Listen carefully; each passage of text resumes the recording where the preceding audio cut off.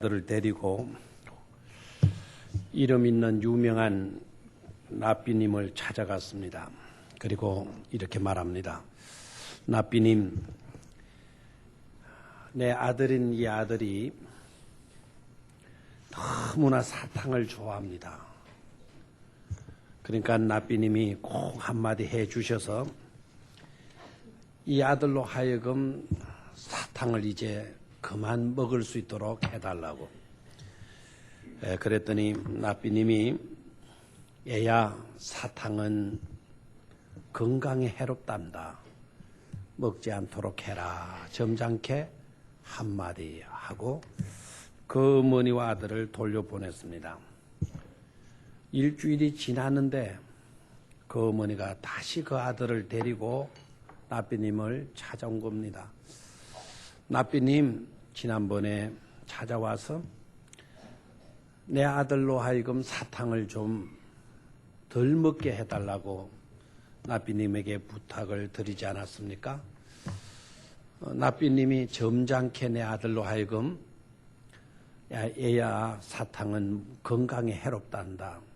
사탕을 먹지 않도록 해라 라고 말씀해 주시지 않았습니까?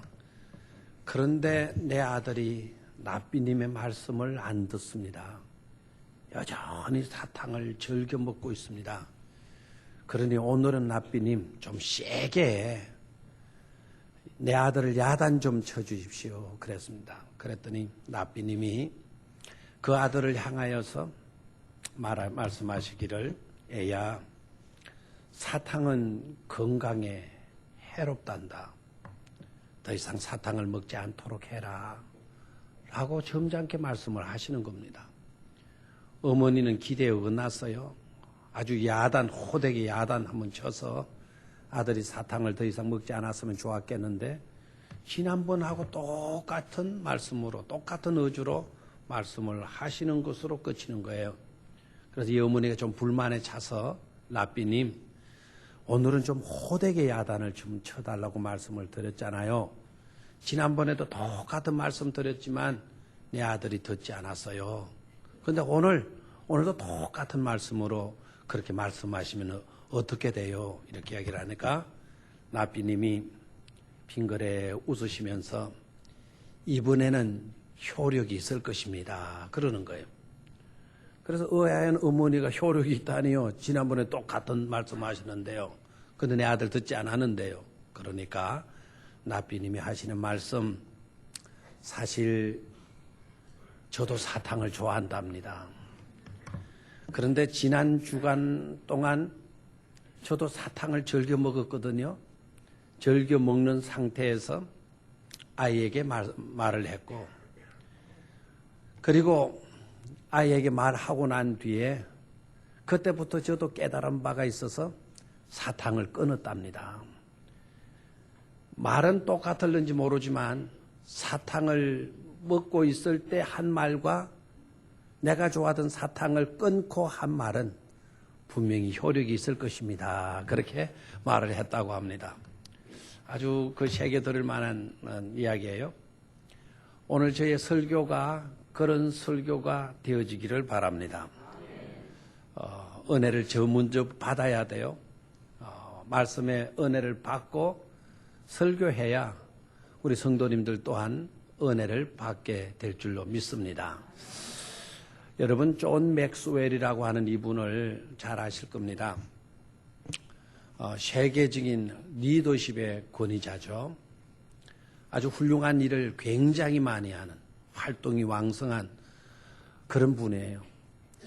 이분 우리나라에 오셨다가 가셨는데, 이분 오셔가지고 70분 강의를 했는데 강의료가 무려 70분 강의에 1억이 훨씬 넘었다고 이야기하잖아요. 70분. 그러니까 1분에 얼마씩인가를 여러분 계산해 보시면 되겠죠. 그런 훌륭하신 분인데 이분이 이런 이야기를 해요. 성도들, 신앙인들을 두 그룹으로 나눌 수 있다는 겁니다. 건강한 신앙인과 건강치 못한 신앙인 두 부류로 나누는데, 그런데 건강한 신앙인의 특징은 늘 섬기고 씻어주는 타월에 관심이 있다는 겁니다. 반대로 건강치 못한 신앙인은 항상 자기를 내세우는 자기 명분에 치중하고 있다는 것입니다. 즉 타이틀에 관심이 많다라는 것이죠. 가만히 생각해 보면 굉장히 의미 있는 신앙인의 분류다라고 생각을 합니다. 여러분 어떻습니까? 우리들은 어디에 관심이 많습니까? 타월에 관심이 많습니까? 아니면 타이틀에 관심이 많습니까? 덮어주고 씻어주는 그와 같은 일에 우리가 관심이 많다고 한다면 우리는 건강한 신앙인이 될 겁니다. 그러나 명분에만 사로잡히고 이름을 내세우려고 하고 자기 명예나 생각하려고 하고 그런 일에 치중하고 있다고 한다면 우리는 건강한 신앙인은 되지 못하고 있는 것입니다.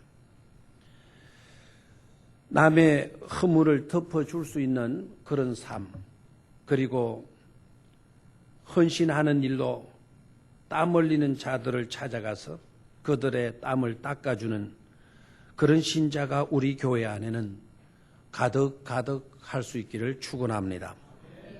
자신의 명분에만 치중하는 그런 타이틀을 신자는 줄어졌으면 좋겠습니다. 옆에 있는 사람을 평가하지 말고 자기 자신을 한번 진솔하게 평가해 보시기를 바랍니다. 나는 타월 신자인가? 아니면 나는 타이틀 신자인가? 아무튼 올 한 해 하나님의 크신 은총 가운데서 타월에만 관심이 있는 건강한 신앙인으로서 확실한 믿음의 삶을 사실 수 있기를 바랍니다. 활기차고 기쁨이 충만한 삶을 살아갈 수 있는 저와 여러분들이 되어야 하겠습니다. 오늘 우리에게 허락하신 본문의 말씀은 두려움에 사로잡혀 떨고 있는 아브라함을 믿음 좋기로 우리는 그렇게 인식하고 있는 아브라함인데, 그런데 그의 믿음이 여지없이 흔들리고 있는 그런 아브라함을 하나님께서 회복시키시고 더 나아가 믿음의 조상으로 확정해 주시는 은혜로운 중요한 내용의 말씀을 우리가 오늘 받았습니다.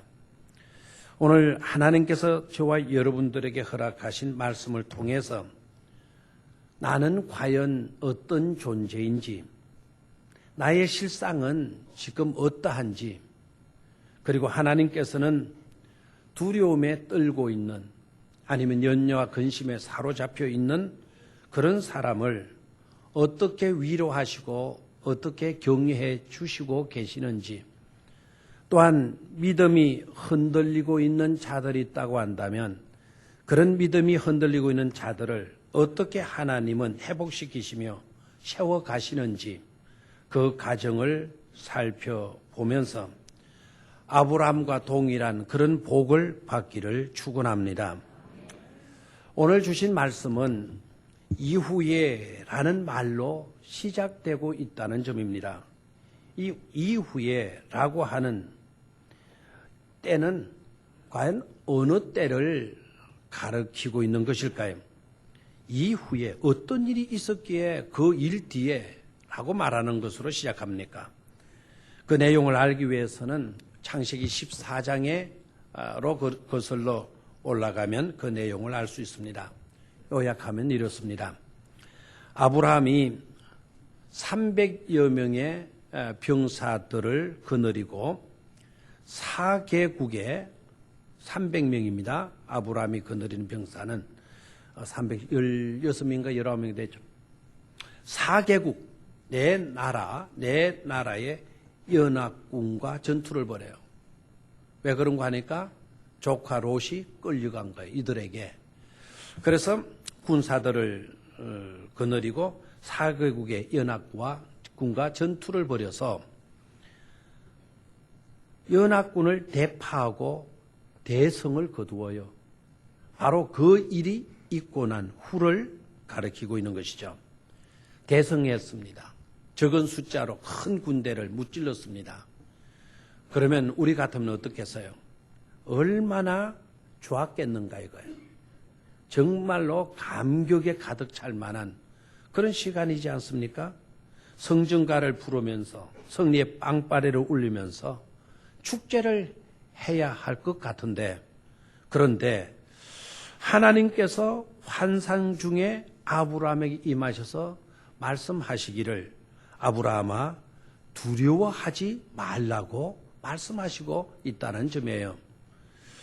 우리 같으면 아브라함이 너무너무 신이 나가지고 흥분해서 이성을 잃어버릴 정도로 막 그냥 감격에 사로잡혀 있은 나머지 하나님께서 염려가 되어져서 아브라함에게 찾아가셔서 아브라함아 너 그렇게 흥분하지 말아라. 너 그렇게 그냥 정신을 잃지 말아라. 이렇게 말씀해야 될 것 같은데 오히려 아브라함아 두려워하지 말라. 이렇게 말씀하시는 것입니다. 이런 말씀을 우리가 유추해서 생각하게 되면 아브라함이 지금 승리했다고 들떠있기보다는 오히려 아브라함이 두려움에 떨고 있었던 것이 아니냐. 승리는 했는데 실상은 아브라함이 불안감에 사로잡혀서 두려움에 사로잡혀서 지금 몹시도 떨고 있었던 것을 알 수가 있습니다. 승리는 했는데 대성을 거두었는데 무슨 불안이고 두려움이냐 싶지만 그런데 실제의 아브라함의 모습은 그렇지 않고 있다라는 점입니다. 무서워서 떨고 있는 것입니다. 몇 가지 이유가 있습니다. 왜 아브라함이 무서워서 떨고 있는 것인가? 먼저는 상대편 연합군의 보복이 두려웠지 않았겠느냐 하는 것입니다. 아니 전쟁에서 그들을 무찔렀다 그랬는데요. 사실 내용을 살펴보면 지난번에는 조카 롯을 구출하기 위해서 시습 작전을 편 거예요. 한마디로 하면 특공대 작전을 편 거죠. 그래서 롯을 구하고 승리를 거둔 것입니다. 근데 지난 전투에서 패한 연합군들이 가만히 있겠습니까? 한 방 먹었는데요. 그러니까 저들이 전열을 가다듬고 다시 연합군을 구성하여서 쳐들어오게 된다면 그때는 아브라함이 당할 재간이 없다라는 것을 자신이 알고 있었기 때문이죠. 뿐만 아니라 아브라함에게는 자식이 없었잖아요. 자식이 없었다는 거예요. 시편 말씀에 젊은 자의 자식은 장사의 수중에 화살 같으니 이것이 그의 화살통에 가득한 자는 복되도다라고 했는데 자기의 화살통에는 화살 하나 들어있지를 않는 것입니다.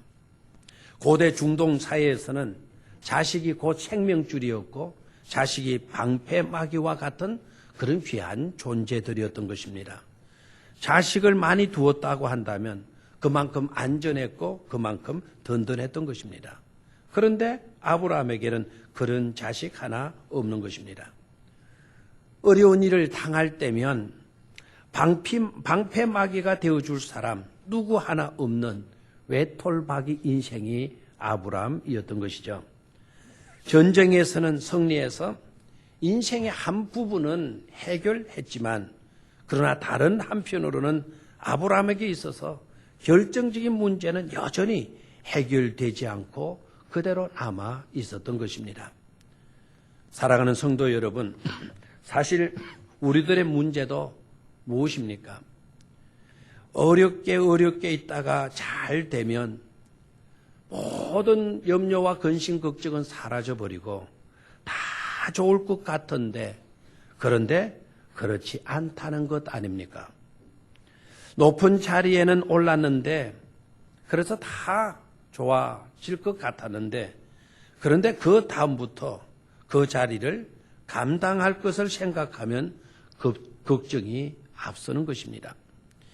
있는 돈 없는 돈 다 끌고 모아서 식당 하나 개업해 놨는데 그래서 개업식 날 사람들이 와서 축하한다는 말들을 많이 하고 갔는데 정작 본인은 불안한 것입니다. 이 많고 많은 식당들 가운데 과연 내가 개업하는 이 식당이 살아남을 수 있을 것인가 걱정인 것입니다. 제대로 운영은 될 것인지, 행여 직원들 인건비도 제대로 주지 못하는 형편에 놓이지는 않을지 두려운 것입니다. 성을 정복하는 것도 어렵지만 사실 그보다 더 어려운 것이 뭡니까? 정복한 성을 지키기가 더 어려운 것 아니겠습니까? 그 자리에 앉기 전에는 그 자리에 앉기만 하면 잘할 줄 알았는데, 그래서 그 자리에 앉아 있는 사람 욕들도 많이 했는데 정작 그 자리에 자신이 앉고 보니 걱정과 두려움이 앞서는 것입니다. 자신의 부족이나 자신의 한계가 혹시나 드러나게 되면 어떻게 될까 하는 그런 걱정이 사로잡게 되는 것이죠. 무엇을 의미하는 것입니까? 그게 바로 인간이라는 것입니다. 성공과 승리를 했어도 걱정하고 불안해하며 여전히 두려움에 떨고 있는 것을 보면 이전도 걱정과 불안에 떨었었고 이후에도 성공하고 승리한 후에도 마찬가지로 불안과 근심과 걱정에 떨고 있는 것입니다. 이게 어쩔 수 없는 인간의 실상이며 인간의 실제적인 모습이 아니겠습니까? 무엇을 알 수 있습니까? 즉 인간만으로는 해답이 없다라는 것입니다. 우리는 일이 잘 되건 잘 되지 못하건 우리는 절대로 평안한 삶을 살아갈 수 없다라는 겁니다. 왜? 인간은 이와 같은 연약한 존재이기 때문인 것이죠. 자, 그렇다면 하나님께서는 두려움에 떨고 있는 이런 아브라함을 어떻게 위로하시고 격려하시는지를 살펴보도록 하겠습니다. 또한 믿음이 흔들리고 있는 자를 어떻게 세워가시는지 그 과정을 점검해 보도록 하겠습니다.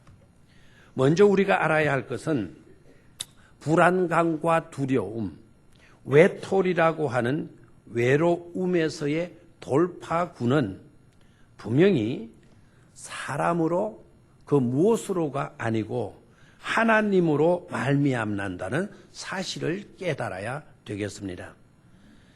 1절을 다시 함께 읽어보도록 하겠습니다.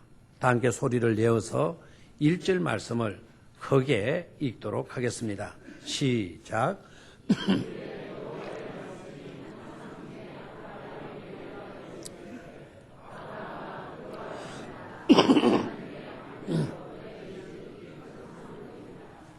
아멘. 여기서 여러분 함부로 쉽게 읽고 지나쳐서는 안 되는 내용이 있습니다.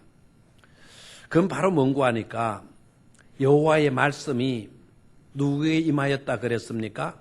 아브라함에게 임하여 이르시되, 이 부분을 놓쳐서는 안 됩니다. 하나님의 말씀이 환상 중에 아브라함에게 임하여 이르시되, 무엇을 우리가 발견해야 되는고 하는가? 아브라함은 지금 불안과 두려움에 떨고 있지 않습니까?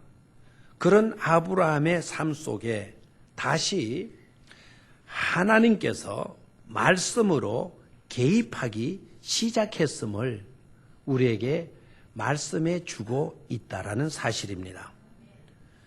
그런데 우리는 이 부분을 대수롭게 여기고 지나갑니다. 이거 마음에 그렇게 들지 않는다는 것이죠. 우리 삶 속에 하나님이 말씀으로 개입하기 시작했다. 여호와의 말씀이 아브라함에게 임하여 가라사대, 이게 뭐 그렇게 대수로운 일이냐, 이렇게 생각하기가 쉬워요. 우리는 생각하기를 뭘 또 기대하는고 하니까 우린 눈앞에 펼쳐지는 상황을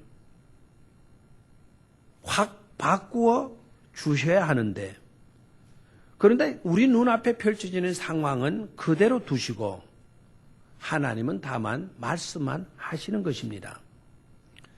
그렇기 때문에 많은 사람들이 실망하고 낙심해서 하나님을 떠나기도 하고 또 하나님의 말씀을 무시해 버리기도 합니다. 구체적으로 문제를, 상황을 바꾸어 주시기 위해서 하나님께서 손이라도 좀 움직이시든지 좀 발걸음을 좀 옮겨주셔서 이리저리 좀 다니시면서 이렇게 좀 손을 봐주셔야지 말씀만 하시면 되느냐, 말씀뿐이냐 라는 게 불만으로 와 닿기 때문에 그렇습니다. 그래서 하나님께서 말씀으로 개입해 주셔도 그 말씀을 무시해 버립니다. 그 말씀을 안 들으려고 하는 그런 경향들이 너무나 많습니다. 그런데 여러분, 만약에 여러분들 가운데 그와 같이 생각하는 자들이 있다고 한다면 분명히 오늘 깨닫기를 바랍니다. 절대로 그렇지 않다라는 거예요. 하나님 편에서는 하나님의 말씀이 곧 액션입니다. 그 말씀 속에 능력 들어있고요. 그 말씀 속에 사랑이, 그 말씀 속에 위로와 그 말씀 속에 놀라운 복이 함께 묻어서 그 말씀을 통하여 엄청난 역사가 일어나고 있는 것입니다. 하나님께서 천지를 창조하셨을 때 하나님께서 막 손을 부지런히 놀리셨나요?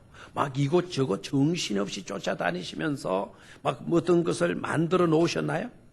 하나님께서 천지를 창조하셨을 때 손끝 하나 움직이지 않으셨어요. 발 하나 움직이지 않으셨어요.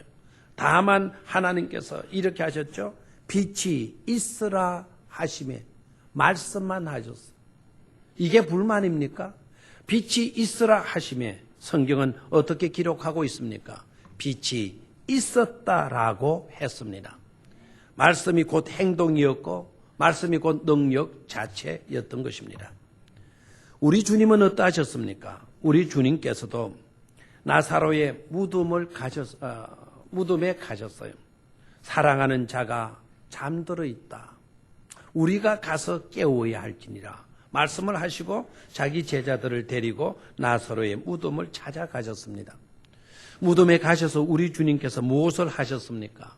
사랑하는 친구를 살리기 위해서 우리 주님께서 직접 무덤 안으로 뛰어들어서 돌문을 열어 제치고 들어가서 썩어서 냄새나는 나사로의 시신을 일으켜 세우시는 일을, 그런 행동을 우리 주님께서 하신 것입니까? 그런 일들은 하나도 하시지 않았습니다. 다만 우리 주님께서 사랑하는 친구의 죽음 앞에 무덤 앞에 가셔서 하신 일은 말씀 한마디였습니다. 나사로야 나오너라 말씀만 하셨던 것입니다. 그런데도 어떻게 되었습니까? 나사로야 나오너라 라고 말씀했더니 죽은 나사로가 살아서 걸어 나왔습니다. 주님의 말씀은 곧 그 말씀대로 되는 행동이 들어 있었던 것입니다. 그러니까 하나님께서 우리에게 말씀해 주신다면 말씀해 주시는 것 자체가 곧 큰 복이고 큰 능력임을 깨달아야 될 것입니다. 그렇다면 지금 우리에게 필요한 것이 무엇일까요? 정말 절실하게 요구되어지는 것이 무엇일까요? 절박한 상황에 놓여 있다 할지라도 정말 내게 이 절박한 상황에서 절박하게 요구되어지는 것은 과연 무엇일까요? 돈일까요? 빽일까요? 권세일까요? 물론 돈이 없으면 돈 있으면 좋겠죠. 빽도 있어야 되겠죠. 빽도 있으면 좋겠죠. 권세도 있으면 좋겠죠. 그러나 그런 상황에 우리가 놓여 있더라도 정말 우리에게 절실하게 필요하게 되어지는 것은 돈도 빽도 권세도 아니고 오직 하나님의 살아있는 말씀인 줄 믿습니다. 이 시간 그런 하나님의 부드러운 능력의 말씀이 여러분의 영혼 속에 깊숙이 자리 잡게 되기를 축원합니다. 하나님의 말씀이 환상 중에 아브라함에게 임하여 이르시되, 그 아브라함에게라는 이름을 빼고 하나님의 말씀이 우리 성도님 개개인 여러분들에게 임하여 이르시되 이런 은총의 시간이 되어지기를 축원합니다. 하나님께서 아브라함에게 말씀을 하시면서 두 가지를 약속해 주셨습니다. 하나는 나는 내 방패요. 하나님께서 친히 아브라함의 방패가 되어 주신다라는 것입니다. 방패는 무엇을 의미하는 것이죠?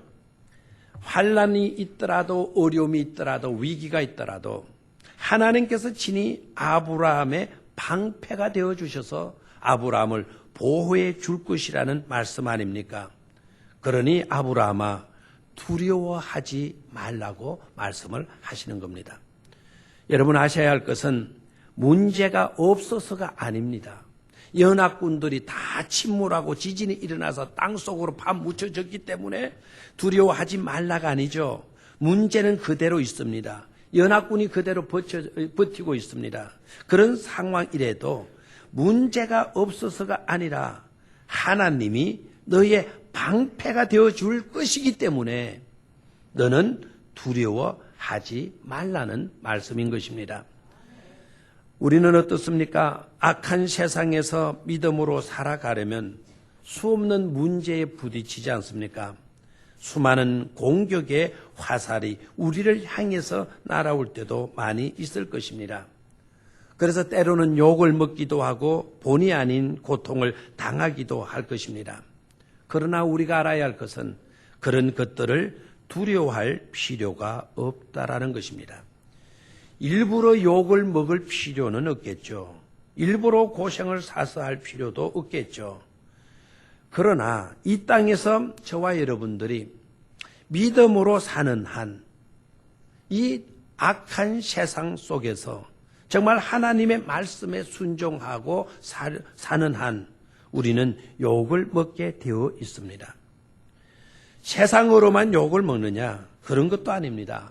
믿음으로 사는 식구들에게까지도 심지어 자기가 낳은 자녀들에게까지도 자기의 친한 친구에게까지도 욕먹는 경우들이 많이 있습니다.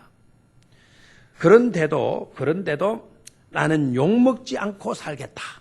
자, 대단한 결심이죠. 그러나 여러분 살아가면서 나는 절대로 욕먹고는 못 살아. 그러는 사람이 있다고 한다면 꿈을 깨셔야 돼요.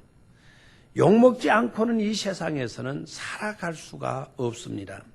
마치 우리가 길을 걷다 보면 그림자가 나를 따라오지 말라고 그래도 그림자가 여지없이 나를 따라오듯이 그 그림자를 떼어놓고 싶어도 떼어놓을 수 없듯이 우리가 이 악한 세상에 살다 보면 우리는 욕을 듣게 되는 것입니다.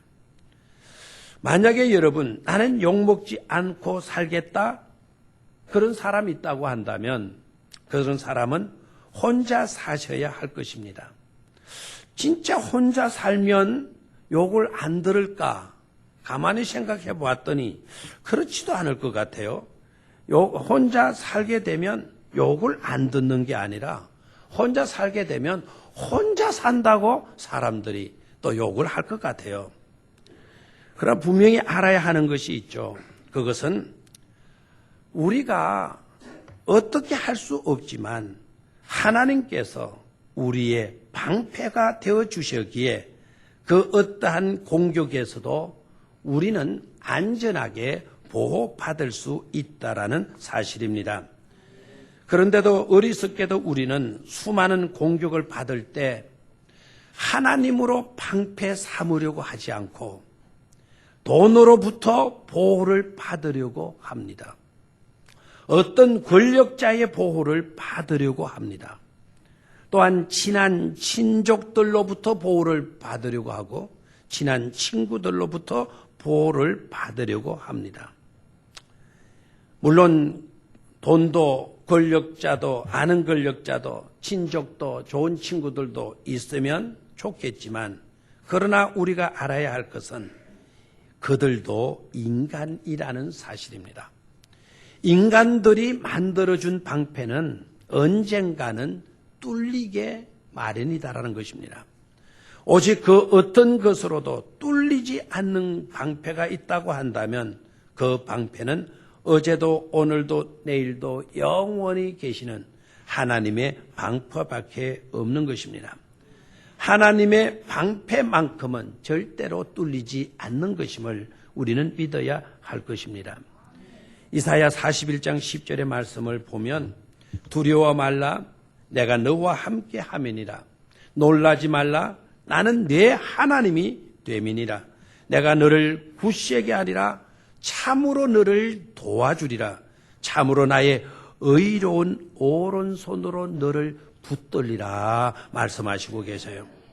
여러분 오늘 화면에 이 구절이 나오나요? 안 나오면 나왔나요?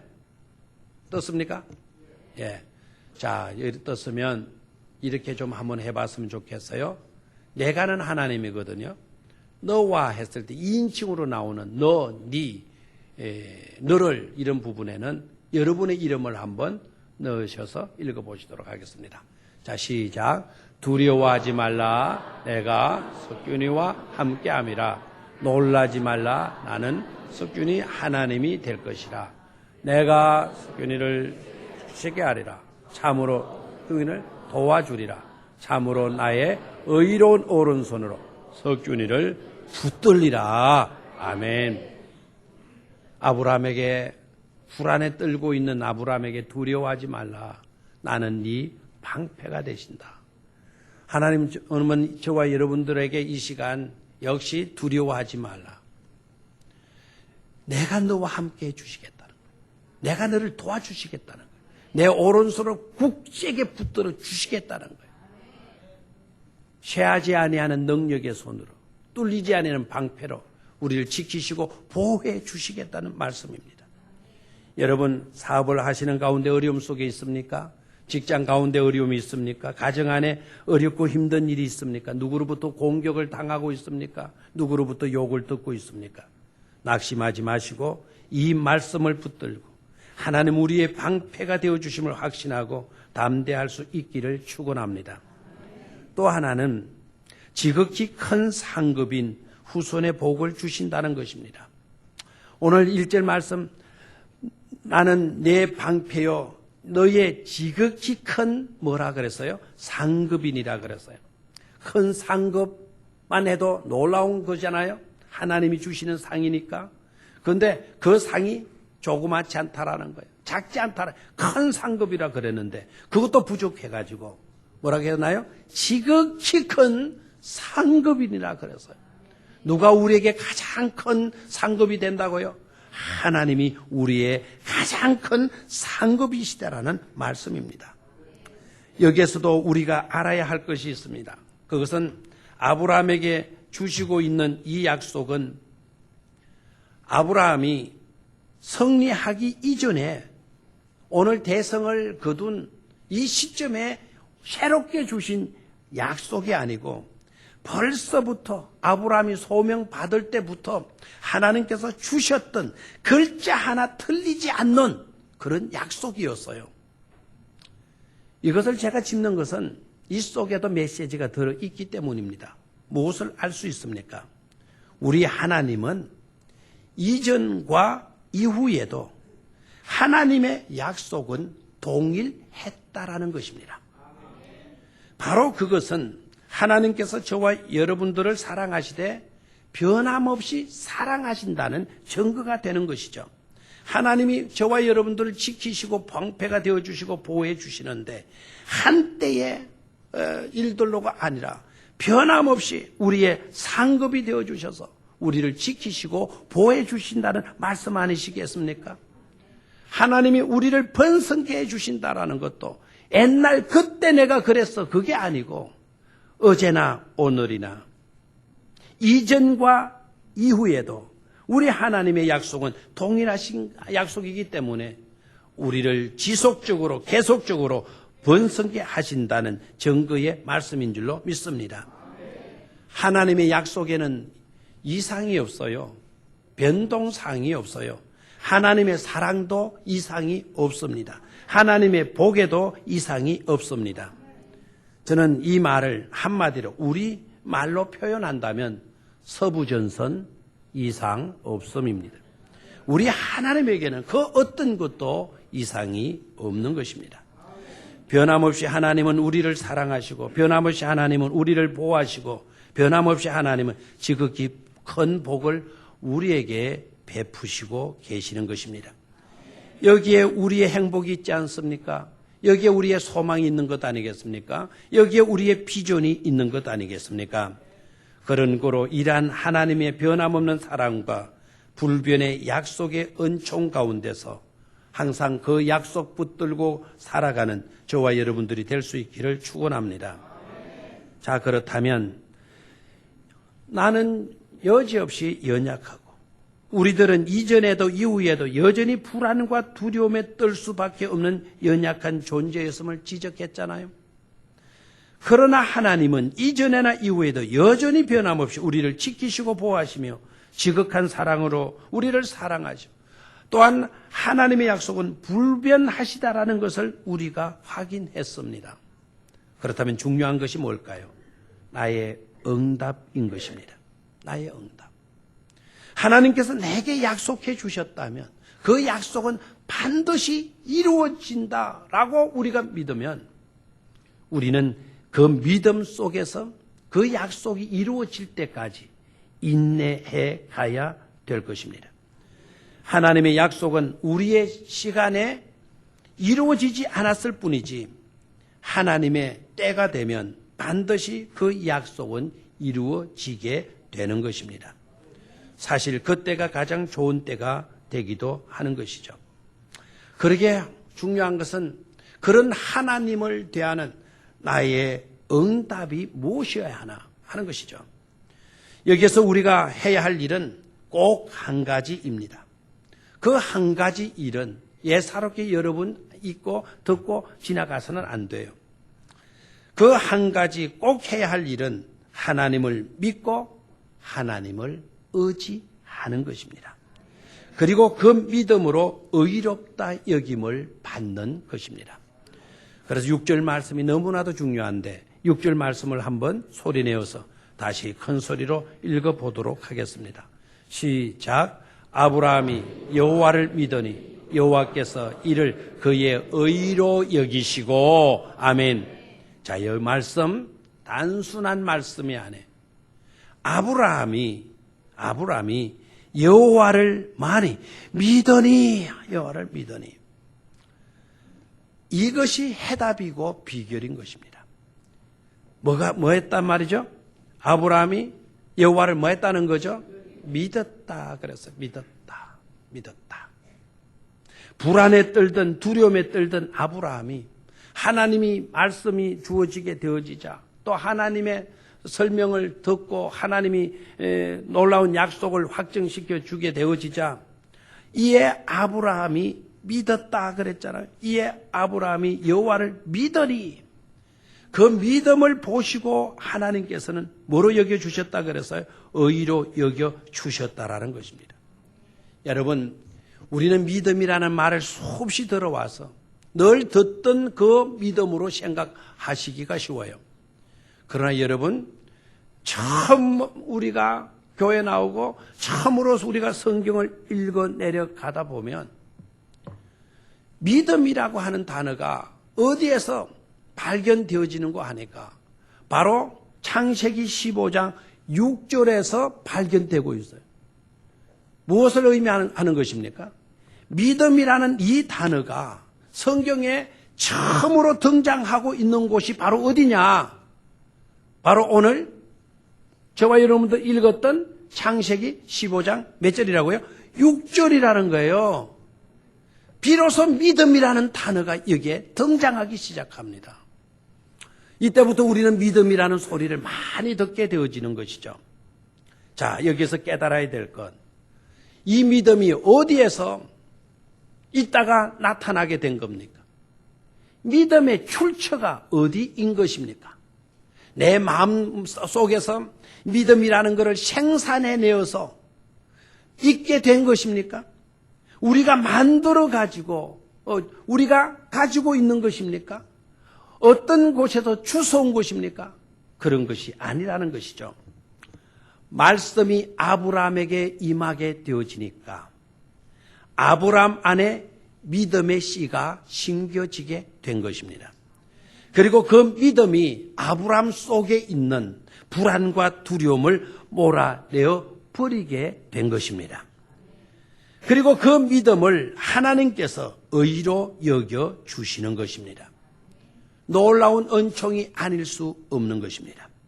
저와 여러분들의 이 시간 하나님의 말씀이 임하시면 그 말씀이 여러분들의 심령 가운데 믿음을 심어 놓으시는 것입니다. 그 믿음이 심어지게 되면 그 믿음이 여러분 속에 있는 불안과 두려움과 염려와 근심과 걱정을 내몰아 버리는 것입니다. 그리고 그 믿음 있음으로 우리는 신약의 바울이 그토록 강조했던 오직 의인은 믿음으로 말미암아 사노니라. 믿음으로 구원받는다. 믿음으로 우리는 의롭다 여김을 받게 되는 것이다. 바울의 그 말씀이 바로 오늘 여기에서 근거가 되어져서 오늘 기독교의 가장 핵심적인 교리의 말씀으로 우리에게 주어진 것입니다. 하나님께서 그 믿음을 보시고 여의로 여겨주셨다.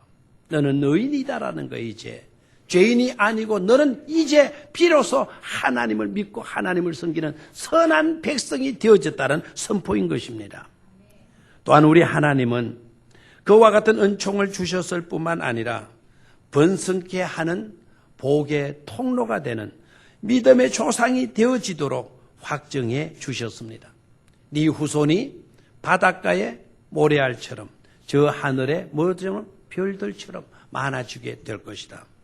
오늘 성경 말씀을 보면 이런 말씀이 나오죠. 하나님께서 아브라함을 밖으로 이끌고 나가셨다 그랬어요. 몇 절이나요? 5절이죠. 5절. 아브라함을 이끌고 밖으로 나가 이르시되, 저를 봐요. 그냥 데리고 나가는 것하고 이끌고 나가는 것하고 몰고 가는 것하고 끌고 가는 것하고 같아요? 달라요? 다르잖아요. 이 말씀 속에서 우리가 깨달을 수 있는 게 뭡니까? 아브라함이 지금 어떤 상태에 있는 거죠? 무서움에 떨면서 방구석에 콕 처박혀가지고 담요 뒤집어 쓰고 우울증에 걸려가지고 떨고 있는 상황 아니겠어요? 그런 상황이 아니라면 아브라함아 이리 나와봐, 밖으로 나가봐 이랬을 겁니다. 그렇게 안 듣는 거예요. 그렇게 해도. 그래 어떻게 해요? 콱 손쥐고 어떻게 하는 거죠? 질질 끌고 나가는 거야. 아이 하나님 놔둬요. 아이 참 귀찮아 죽겠어요. 무서워 죽겠어요. 바깥에 안 나가요. 뭐 이러는 거 아닙니까?